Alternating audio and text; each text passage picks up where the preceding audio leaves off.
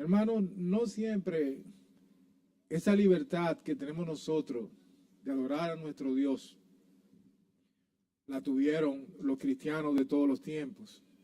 Esta libertad, dice la Biblia, que tenemos libre entrada al lugar santísimo por la sangre de nuestro Señor Jesucristo que nos justificó delante de Dios. Pero no siempre fue así. Aún después de Jesucristo haber ascendido a los cielos y haberse iniciado la iglesia. La iglesia se inicia en Jerusalén, saben ustedes, a partir del día de Pentecostés. Pero no siempre en todos los lugares, en el mundo, ahora mismo en muchos lugares de Oriente, de países musulmanes, es muy difícil a ellos ejercer la adoración como quisieran. Tienen que hacerlo en forma oculta, tienen que apartarse, están en la oscuridad natural para que no vayan a eliminarlos. Nosotros que disfrutamos hoy de esta libertad, debemos recordar que hubieron épocas oscuras y hace 500 años, en el 1517, que Martín Lutero declaró el inicio y la restauración del conocimiento de la palabra de Dios que estaba enclaustrada. Esa era la palabra, estaba enclaustrada. Pero hoy vamos a ver algunas cosas. Todo comienza con la expansión del Evangelio por los apóstoles después de la ascensión de Cristo. O sea, ahí se inicia la iglesia y se inicia la expansión del Evangelio. Saben que Jesucristo nos dio un mandato, una misión que está en Mateo 28, 18 al 28 y también aparece en el libro de Marcos y dice el mandato, la gran comisión. Y Jesús se acercó, Mateo 28, 18 al 20, multimedia. Mateo 28, 18 al 20. Y Jesús se acercó y les habló diciendo, toda potestad me es dada en el cielo y en la tierra. Por tanto, id y haced discípulos a todas las naciones, bautizándolos en el nombre del Padre y del Hijo y del Espíritu Santo, enseñándoles que guarden todas las cosas que os he mandado. Y he aquí, yo estoy con vosotros todos los días hasta el fin del mundo. Ese fue el mandato que los apóstoles acogieron y dieron su vida para que eso se convirtiera en una realidad, que el Evangelio fuera conocido por todos. Pero me gustaría que esa es la parte bíblica. Nosotros conocemos mucho de la Biblia y cada semana estudiamos la Biblia y cada semana predicamos de la Biblia y cada semana escuchamos, aprendemos en la escuela dominical, aprendemos con los sermones y las predicaciones. Pero es bueno ver también cuál es la visión que se tenía histórica respecto al cristianismo y respecto a Jesucristo. Para eso tendríamos que ir a ver lo que escribieron algunos historiadores. Tengo a dos, lo que escribieron. Está uno, Flavio Josefo, que era un judío, pero también era prorromano. Y él quería hacer la historia de los judíos para conocimiento de los romanos. Pero se tomaba mucho cuidado de no tocar los temas de forma que fueran ofensivos para Roma. Pero Josefo fue claro en esto y él deja ver con cierta observación que tiene reverencia hacia Jesucristo y hacia lo que él hizo.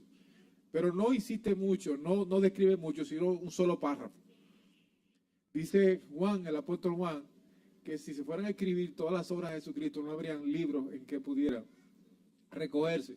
Pero este hombre, en un solo párrafo, dijo muchas cosas de lo que podía decirse en aquella época a nivel del pueblo romano. Y dice Josefo, dice, en la obra del historiador judío Flavio Josefo, la cual llamó Antigüedades Judías, escrita hacia los años 93 y 94 después de Cristo, o sea, más de medio siglo después de la muerte de Jesús, quien murió alrededor del año 30. Las Antigüedades Judías son una crónica del historiador judío romano Flavio Josefo, que narra la historia del pueblo judío de una manera razonablemente completa. Los intereses de Flavio Josefo, entre ellos ganar la simpatía de Roma hacia los judíos, lo lleva, sin embargo, a minimizar las noticias que pudieran resultar conflictivas. Entonces no quería hacer mucho conflicto con los judíos, pero dice, Josefo no menciona a los líderes del pequeño grupo de cristianos, Pedro, Pablo, Juan, ni Santiago, ni Marcos. Sin embargo, dos párrafos tratan directamente de Jesús. En el capítulo 18, el párrafo 63-64 de su historia, se encuentra un texto denominado tradicionalmente Testimonio Flaviano, del libro Antigüedades Judías. Dice el texto: por aquel tiempo existió un hombre sabio llamado Jesús, si es ilícito llamarlo hombre, porque realizó grandes milagros y fue maestro de aquellos hombres que aceptan con placer la verdad. Atrajo a muchos judíos y a muchos gentiles. Era el Cristo. Delatado por los principales de los judíos, Pilato lo condenó a la crucifixión. Aquellos que antes lo habían amado no dejaron de hacerlo, porque se le apareció al tercer día resucitado. Los profetas habían anunciado este y otros hechos maravillosos acerca de él. Desde entonces hasta la actualidad existe la agrupación de los cristianos. Esa es la visión histórica de un historiador judío que está escribiendo para un ambiente romano. Y ustedes ven cómo él destaca y dice que si es lícito llamarlo hombre, porque está guardando la reverencia tal como lo hizo Nicodemo, que decía que si Jesucristo hacía tales cosas, hacía tales maravillas, era porque venía de Dios y así mismo era Dios. Alabado sea Jesucristo. Dice, veámoslo como que dice Tácito. Este era ya un historiador romano y está lleno de lo que es la cultura romana, y desde esa visión, desde ese punto de vista, él veía al cristianismo como si fuera una plaga. ¿Por qué? Porque atentaba contra los intereses de ellos, atentaba contra la cultura de ellos, contra la opulencia, contra la opresión que ellos ejercían y contra la depravación que existía en Roma. Entonces el cristianismo era todo pureza, todo luz, toda bendición, todo compartir, todo de gratis y por salvación plena. Alabado sea el Señor Jesucristo, basado en Jesucristo, y ellos no estaban con eso. Así que veamos lo que dice Tácito. Tácito aporta otra referencia histórica en el año 116 o 117. Dice Tácito: por lo tanto, aboliendo los rumores, Nerón subyugó a los reos y los sometió a penas e investigaciones por sus ofensas. El pueblo que los odiaba los llamaba cristianos, nombre que tomaban de un tal Cristo, que en época de Tiberio fue ajusticiado por Poncio Pilato. Reprimida por el momento la fatal superstición, irrumpió de nuevo no solo en Judea, de donde proviene el mar, sino también en la metrópoli, Roma, donde todas las atrocidades y vergüenzas del mundo confluyen y se celebran. Este lo veía como un mal, y resultó que era el bien para ellos, alabados, y para todos nosotros, alabado sea el Señor. ¿Y cómo llega el Evangelio a Roma? Alabado sea el Señor. Si nosotros podemos estudiar lo que conocemos del Evangelio, principalmente en el libro de los Hechos, el último viaje de Pablo, el cuarto viaje y último de Pablo, llega a Roma. Pero cuando Pablo llega a Roma ya había iglesia, ya había evangelio que estaba caminando. Entonces, ¿cómo llega el evangelio a Roma? La noticia de Cristo, primera, ¿cómo llegan a Roma? Lo primero es que en Judea, en Jerusalén, habían autoridades romanas, y esas autoridades romanas tenían que hacer informes oficiales y reportarlo a la metrópolis. Alabado sea Cristo.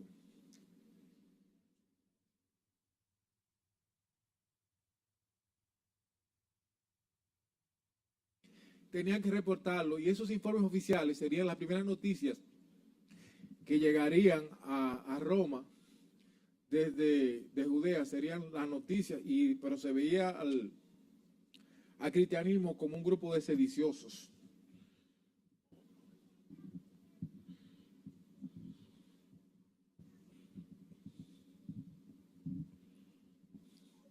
La otra forma que empezaron a llegar las noticias de la actividad de los cristianos en Judea hacia Roma sería a través principalmente de las familias de las autoridades que estaban en Judea, romanas, las familias de los soldados que participaban en la supervisión de seguridad de Judea. Estas familias de seguro que se contaban uno a otro cuando viajaban los romanos los soldados que estaban destacados en Judea, viajaban a la metrópolis, de seguro que le contaban a otros de lo que estaba sucediendo y de la aparición del Cristo en medio de los judíos. Muchos contaron de los milagros. Yo pienso que el centurión que le fue sanado el cielo enviaría inmediatamente a Roma y le contaría a ellos lo que vio, y le contarían de su nueva fe y de lo que él creía. Pienso que Cornelio también habría sucedido lo mismo. Y así podemos ver. Si me arreglan esto, yo se lo voy a agradecer a Multimedia.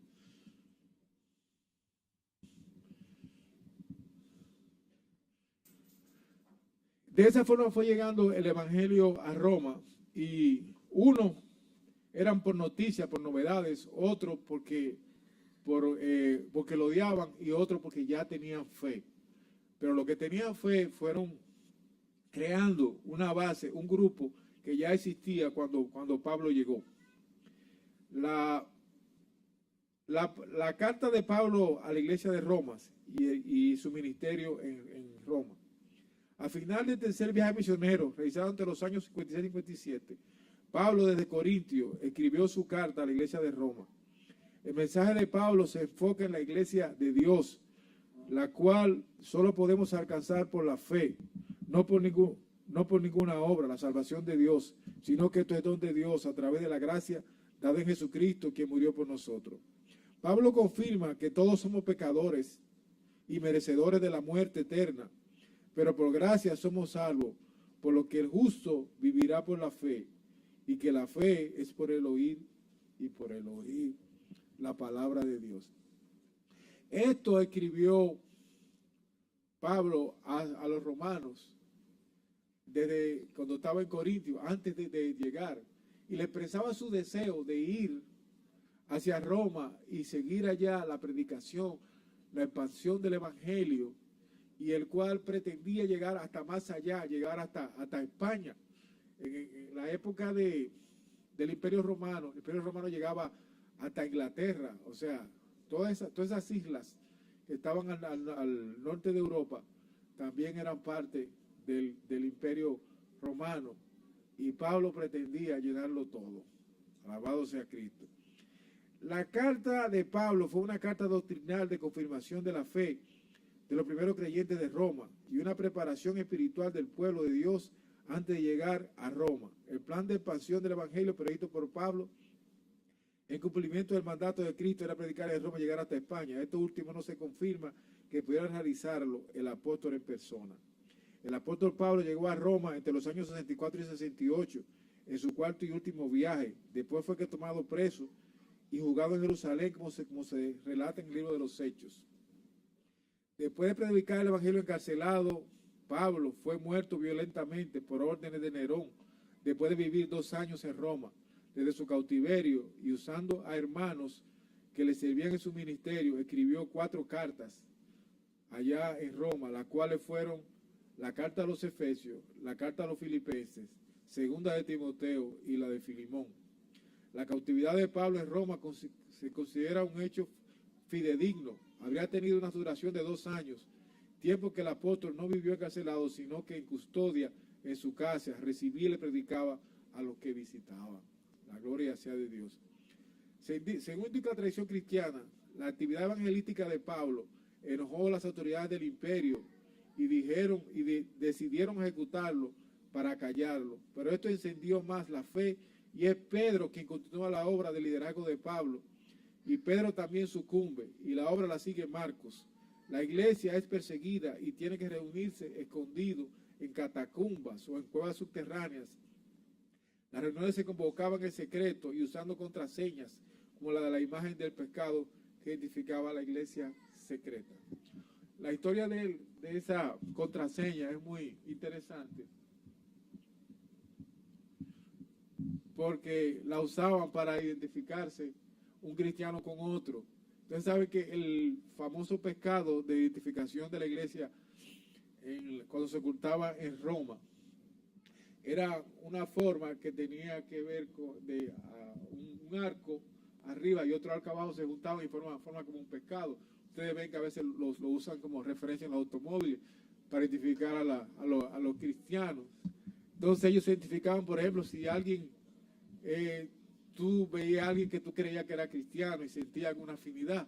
Entonces, de alguna forma, tú le hacías llegar una parte de la curva y él venía y completaba la otra parte. Por ejemplo, si usted le hacía así en la barriga, entonces el otro hacía así. Y así se identificaban que era cristiano. Y lo mismo podía estar en el suelo. Uno hacía un arco y el otro venía y le hacía el otro. La gloria sea de Dios. También ponían marcas en algunos sitios para que supieran cómo llegaran, para que ustedes vean cómo eran los cultos y las reuniones para el conocimiento de la palabra de Dios y para alabar a Dios. Y nosotros ahora que tenemos tanta libertad, muchas veces dejamos de lado esa libertad y nos dedicamos a los disfrutes de las cosas personales. Así que nosotros estamos viviendo quizás la mejor época del Evangelio. Alabado sea Jesucristo. Entonces, Nerón persiguió la iglesia implacablemente y luego hasta conspirar mediante el plan macabro de mandar a incendiar a Roma para echarle la culpa a los cristianos, y apresó a cientos de ellos y los condenó a la hoguera para echarle la culpa a los cristianos, y los condenó a la hoguera, los convirtió en antorchas humanas que iluminaban las noches de Roma.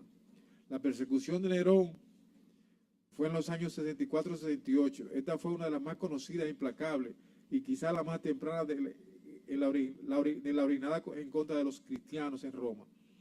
La persecución de los cristianos en Roma dura del año 68 hasta que el emperador Constantino aceptó el cristianismo en el año 325 y permitió los cultos públicos, o sea que la persecución de la iglesia en Roma duró unos 257 años.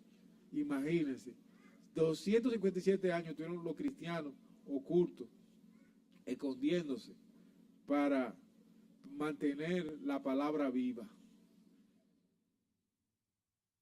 Después de la aprobación oficial del cristianismo como la religión de Roma por Domiciano en el año 380, Domiciano dio un decreto, el emperador, y declaró al cristianismo como la religión oficial de Roma. Y ahí comenzó el matrimonio forzado entre la política, el imperio y la nueva iglesia, que era la iglesia católica.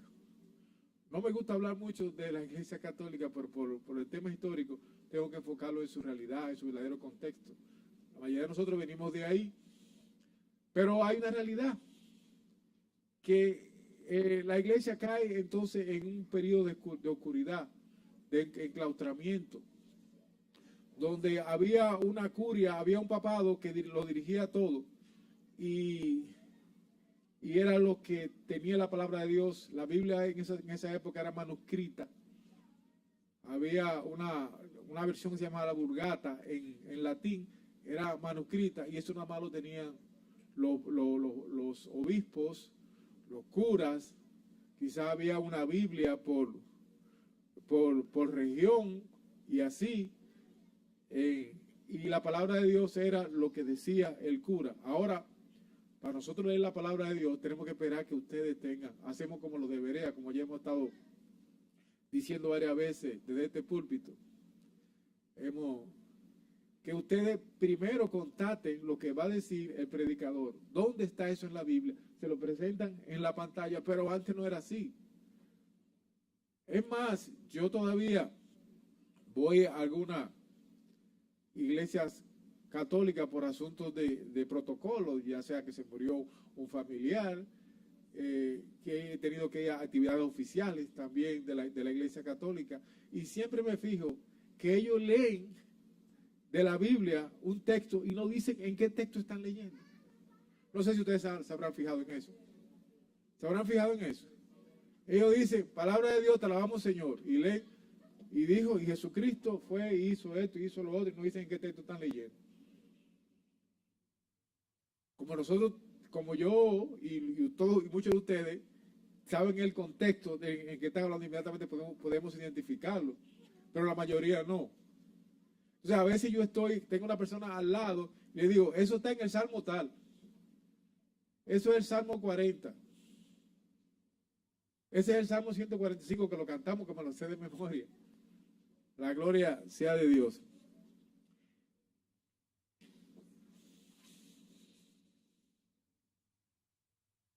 Vayamos, luego de esos años de oscurantismo, desde el año 380 hasta el año 1517, imagínense.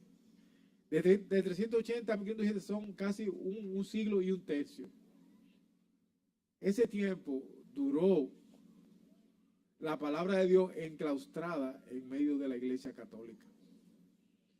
Todo ese tiempo estuvo bajo ese manto de oscurantismo, hasta que este monje que fue Martín Lutero, que era profesor en la abadía de Wittenberg, Dios lo inquietó. Esa era la época en que estaban las indulgencias. ¿Saben ustedes lo que eran las indulgencias? Bueno, las indulgencias era cuando la iglesia otorgaba un certificado de salvación a cambio de dinero. O sea, usted era salvo, te pagaba un dinero. Para muchos pobres le va a ser difícil la salvación. Así, hermano, así como ustedes lo están escuchando. Y peor era que usted podía pagar por su papá o por su mamá, que estaba muerto. Usted pagaba, dice que tan pronto caía el último centavo y usted hacía la última oración, una penitencia que le ponía, inmediatamente el alma volaba hacia el cielo. Y bajo esa condición, este hombre, Dios pone entendimiento, sabiduría y sobre todo valentía, porque para enfrentarse a la iglesia católica, que era y todavía es un imperio, se necesitaba valentía, mucha valentía. Le resumo algo. Dice, cuando Martín Lutero ingresó a la abadía de Wittenberg, aunque a usted le parezca extraño hoy, la Biblia que podía leer estaba atada con una cadena a la pared. Esto nos da una imagen de cómo eran los tiempos de la limitación del conocimiento de Dios dentro de la hegemonía religiosa católica. La Reforma Protestante sacó la palabra de Dios que estaba enclaustrada, encriptada en las catedrales, abadías y monasterios al conocimiento de todo el pueblo cristiano de todo el mundo y en todas las naciones y para todas las clases sociales, dando a conocer que la salvación es por gracia, no por obras, para que nadie se gloríe ni se aproveche del privilegio gratuito que tenemos de creer en Cristo Jesús y ser salvos. Lutero se fundamentó en que toda la revelación estaba contenida únicamente en la Biblia y cualquier cristiano iluminado por el Espíritu Santo era capaz de interpretarla libremente. El 31 de octubre de 2017 se cumplen 500 años de este trascendental acontecimiento ocurrido en 1517, cuando el fraile Martín Lutero declaró la verdad bíblica de la salvación por la gracia, cuando publicó sus escritos de confirmación, clavando su propuesta, la llamada 95 tesis, la cual clavó en la puerta del monasterio de Wittenberg, en la Sajonia alemana. El versículo clave que inspiró a Martín Lutero fue Romanos 1:17. Romanos 1:17. Porque en el Evangelio la justicia de Dios se revela por la fe y para la fe, como está escrito, y el justo por la fe vivirá. Alabado sea Cristo. Gloria a Dios. La carta de Pablo a los romanos resultó ser profética, específica para los romanos. Porque lo que la Iglesia Católica estaba tergiversando, estaba cambiando, estaba ocultando y estaba manipulando, era exactamente lo que Pablo revelaba en la iglesia, en la carta a los romanos, la cual vimos que se envió mucho antes de que Pablo llegara a Roma, y donde ratifica que la salvación es por la fe, por creer en Jesucristo. Y dice él que todos hemos pecado, pero en Jesucristo encontramos la única salvación. Y es por fe, es por creer, no por ninguna obra. Nadie puede justificarse delante de Dios. Alabado sea el Señor. Dice en Gálatas 2:16, sabiendo que el hombre no es justificado por las obras de la ley, sino por la fe de Jesucristo.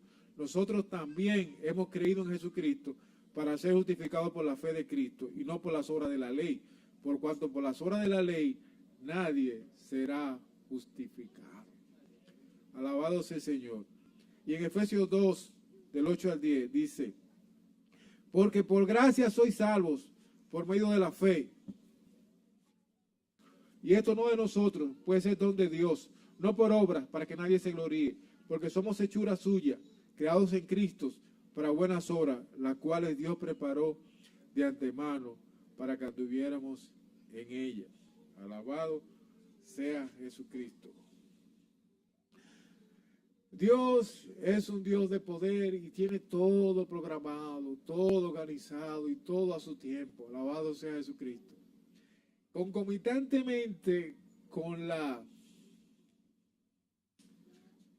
el proceso de la Reforma Protestante, el Señor preparó la imprenta. Vino Juan Gutenberg en Alemania y preparó la imprenta. ¿Saben? El primer libro que se imprimió no fue la Biblia. Fue un misal que se llama el Misal de Constanza, un libro católico. Pero el segundo libro de inmediato fue la Vulgata. Y de inmediato, en las 95 tesis de Lutero fueron impresas y se dieron a conocer en toda Alemania, en toda Europa. Y eso produjo una revolución religiosa, y no solamente religiosa, sino social y cultural. Porque entonces eso despertó la imprenta que todo el mundo quisiera leer. Y antes había una Biblia que estaba quizá por una región, ahora había una Biblia quizá por muchas iglesias, habían varias Biblias, muchas Biblias y más Biblias. Y luego vinieron muchas versiones y traducciones. El mismo Lutero tradujo la Biblia al alemán. Y luego Juan Wycliffe en Inglaterra sigue con las traducciones en el inglés. Luego los Reina Valera y la Biblia del Oso se inicia las versiones en español.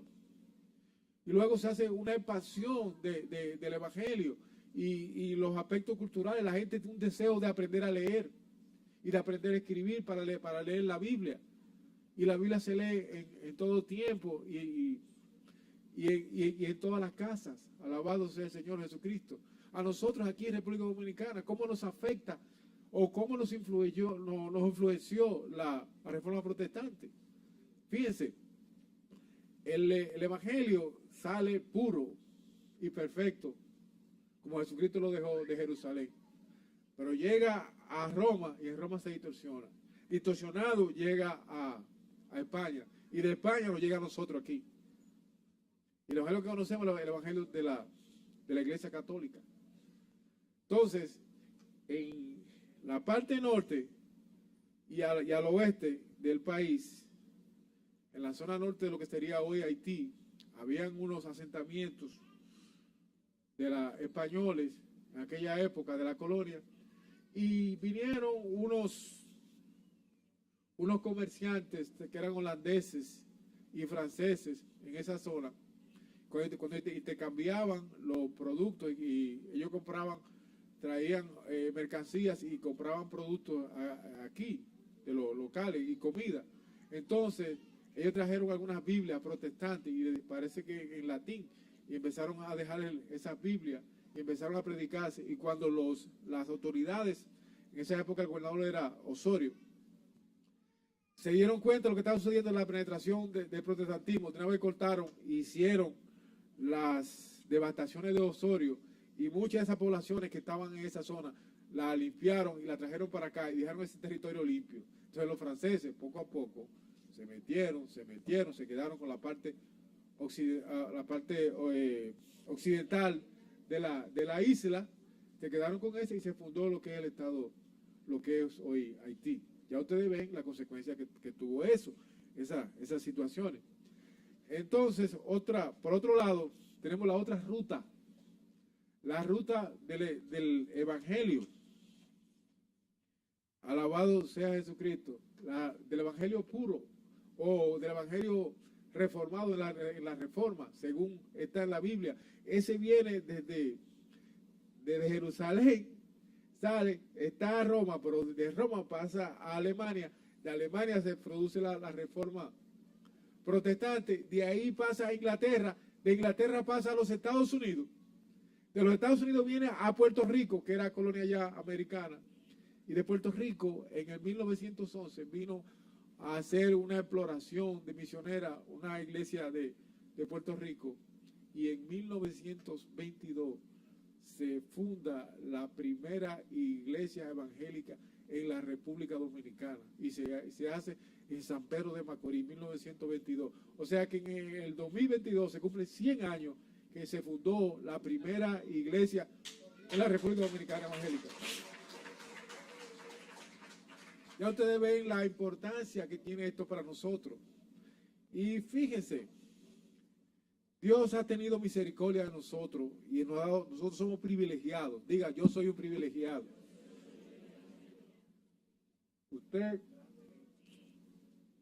Usted ha visto el bache, la penumbra, el lodazal que tuvo que pasar el Evangelio para llegar hasta nosotros. Pero Dios tuvo misericordia de nosotros y preparó este tiempo maravilloso para que nosotros conozcamos las palabras. Yo quiero leer algunos textos aquí para que confirmemos y nos gocemos sabiendo que el Señor nos ha revelado su palabra. Y damos gracias porque nos ha puesto en manos de personas que tenían un conocimiento profundo de la Biblia y de la adoración a Dios. Dice en Romanos 10:17. Así que la fe es por el oír y por el oír la palabra de Dios. En 2 de Timoteo 2:9 dice Pablo, hablando sobre el Evangelio, en el cual sufro penalidades, hasta prisiones, a modo de malhechor, mas la palabra de Dios no está presa. No está presa, hermano. Dice en 1 Tesalonicenses 3:1. Por lo demás, hermano, orad por vosotros para que la palabra del Señor corra y sea glorificada, así como lo fue entre vosotros. Es necesario que la palabra de Dios corra. La palabra de Dios no puede estar enclaustrada, no puede estar limitada. Que sea el conocimiento de todo para que sea llevada a la realidad la gran comisión. Dice 1 Pedro 1:22-23.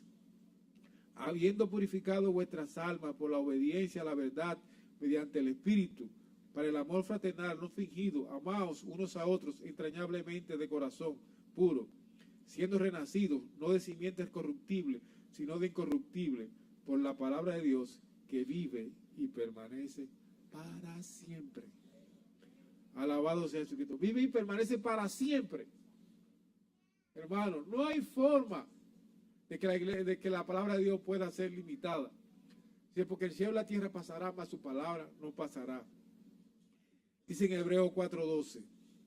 Porque la palabra de Dios es viva y eficaz y más cortante que toda espada de dos filos, y penetra hasta partir el alma y el espíritu, las coyunturas y los tuétanos, y discierne los pensamientos y las intenciones del corazón. No hay cosa mejor que la palabra de Dios. llevar, Pablo le dice a Timoteo, ya como su testamento final, sus palabras finales,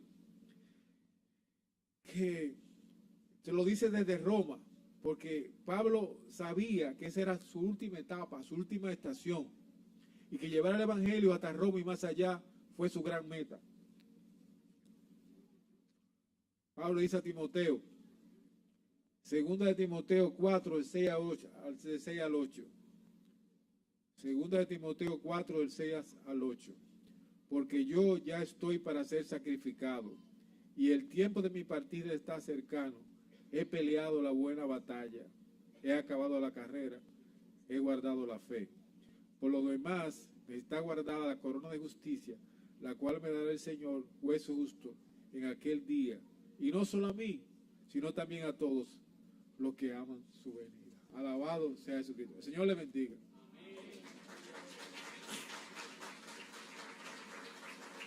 Vamos a orar, vamos a ponernos de pie, nos ponemos a orar. Padre, te damos gracias, te bendecimos, glorificamos tu nombre. Damos gracias, Señor, porque tú has creado un tiempo especial para nosotros. Tú creaste espacio para nosotros, morada especial, cobijo especial. Señor, mira cuántas Biblias tenemos ahora, cuántas versiones tenemos ahora. Mira, Señor, que no solamente las impresas, sino que tenemos ahora las digitales, que son por montones, Señor. Y a cualquier hora, en la madrugada, en la noche, en la mañana, en la tarde, tenemos acceso a tu palabra, Señor. Gracias, Señor, porque tenemos buenos vehículos para venir a la iglesia. Gracias porque si no tenemos, encontramos el transporte público que nos trae. Gracias, Señor, porque ha sido tan bueno este tiempo para alabarte y para reconocerte que tú eres Señor y que tú eres Rey. Mira la cantidad de instrumentos que tenemos para alabarte, Señor, para bendecirte. Mira todo el instrumental que tenemos, Señor, y el acceso que tenemos, Señor, para dar a conocer tu palabra. Oh, Señor, te doy gracias, Señor, por este tiempo, porque tú has sido bueno. Y porque tú sabemos que el justo por la fe vivirá. Señor, gracias por lo que tú hiciste a través de Martín Lutero.